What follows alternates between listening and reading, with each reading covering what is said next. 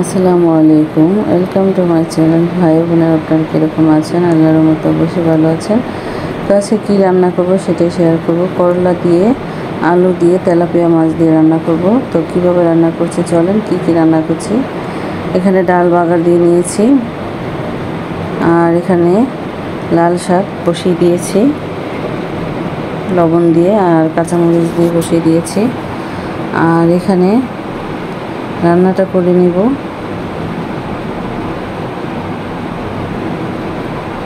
তো দেখতে থাকুন কিভাবে রান্নাটা করতেছি। আমি কিন্তু আলুটা সিদ্ধ করে নিয়েছি আগে।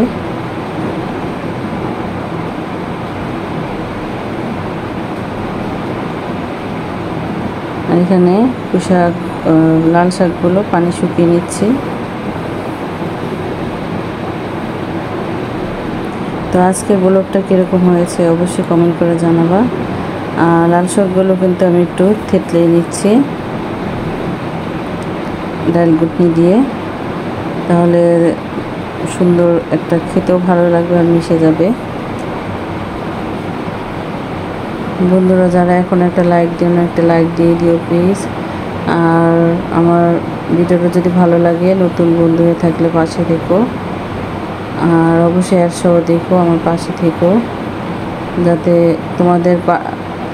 তোমাদের সাপোর্ট না পেলে কিন্তু আমি এত দূরে যেতে পারতাম না।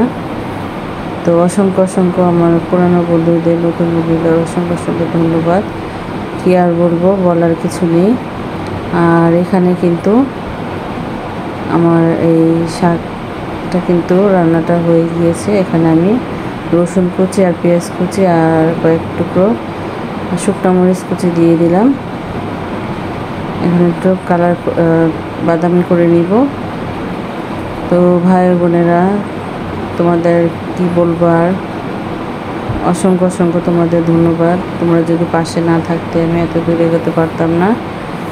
তো তোমাদের জন্য অনেক দোয়া, মন থেকে অনেক ভালোবাসা।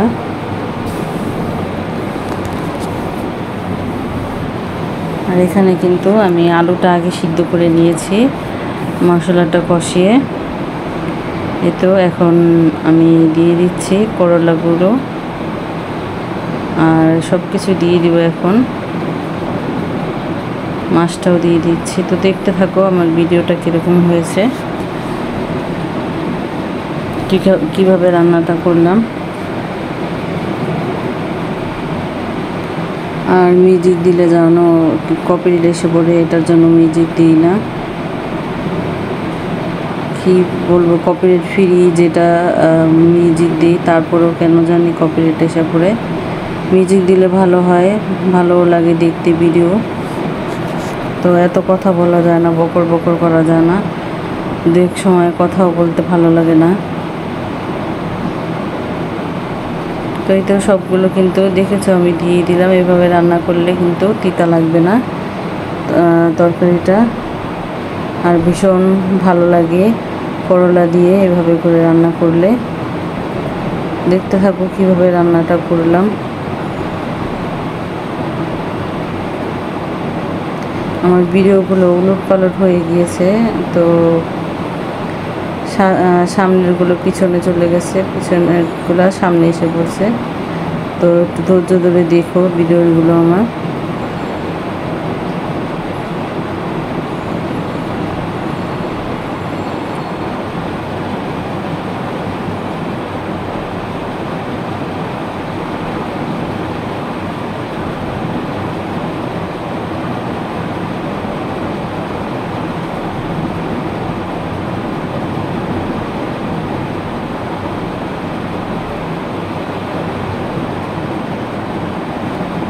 তো এই তো মাছ ভেজে দিব। তো তোমাদের কাছে তো বললামই, তো পিছনের ভিডিওগুলো কাছে এসে পড়ছে। আর এখানে মাছটা ভেজে নিব। তো মাছটাকে হলুদ গুঁড়ো, মরিচ গুঁড়ো দিয়ে মেখে রেখেছিলাম।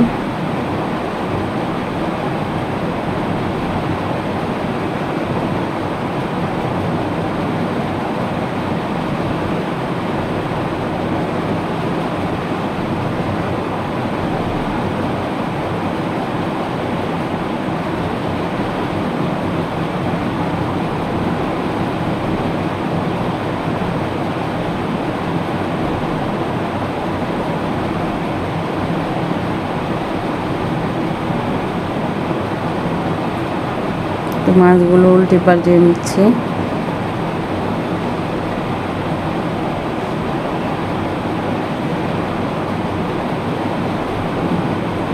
আমি ভিডিওটা যখন এডিটিং করব তখন এই ভিডিওটা মানে এতটা কি বলবো, 2-3 বার করে ডিলিট করে আবার সাজানোর চেষ্টা করেছি, কিন্তু হয়নি, আবার উলটপালটি হয়ে গিয়েছে। তো দেখতে থাকো। এখানে পেঁয়াজ কুচি আর আস্ত জিরা দিয়ে দিয়েছি। মাছটা রান্না করব, মাছের তরকারি এটা। তো পেঁয়াজটা একটু নরম হয়ে আসলে এই তো আদা রসুন বাটা দিয়ে দিলাম এখানে। কিন্তু রান্নাটা কিন্তু ভীষণ মজার হয়েছিল, খুবই ভালো লেগেছে। এই গরমের মধ্যে করলার তরকারি যে ঝোল রান্না করলাম, খুবই ভীষণ ভালো লেগেছে। ভাত দিয়ে খেতে আমার ছোট বাচ্চারাও খেয়েছে। এখানে হলুদ গুঁড়ো, মরিচ গুঁড়ো, ধনিয়ার গুঁড়ো, লবণ দিয়ে দিলাম, সব কিছু পরিমাণ মতো করে। ঝালটা একটু কমই দিয়েছি, আর খেতে কিন্তু ভীষণ ভালো লেগেছিলো। এই তো আমি এই আলুগুলো কষিয়ে নিব আগে। কষানো হয়ে গেলে মশলাটাও কষানো হয়ে যাবে আর আলুটাও কষানো হয়ে যাবে। তো ভিডিওটা অন্যরকম হয়ে গিয়েছে, দেখো ভিডিওটা যে করেছি। তো এই প্রথম এরকম হলো ভিডিওটা আমার। তো বুঝতে পারতেছিলাম না কী থেকে কী করব।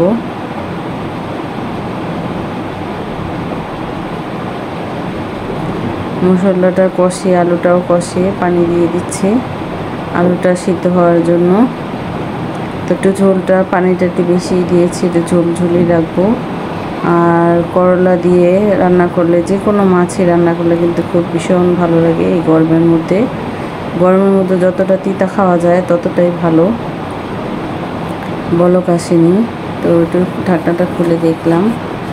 আর এখানে তো পানিটা শুকানোর জন্য রেখেছি। তো ভিডিওটা ধৈর্য ধরে দেখার জন্য অসংখ্য ধন্যবাদ তোমাদের ভাই বোনেরা। অবশ্যই একটা লাইক দিয়ে আমার পাশে থেকেও সহ দেখো। তো ভালো থাকবে, সুস্থ থাকবে, নিরাপদে থাকবে। এই তো আমার ফাইনাল লুক, দেখো তরকারি রান্না। তো আল্লাহ হাফিজ।